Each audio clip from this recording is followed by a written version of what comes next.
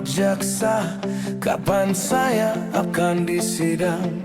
Sudah 3 bulan ditahan, belum juga ada panggilan. Saya sudah tidak tahan, tiap malam kedinginan, tidur di ubin tak bertikar, nyamuk-nyamuk menjengkelkan.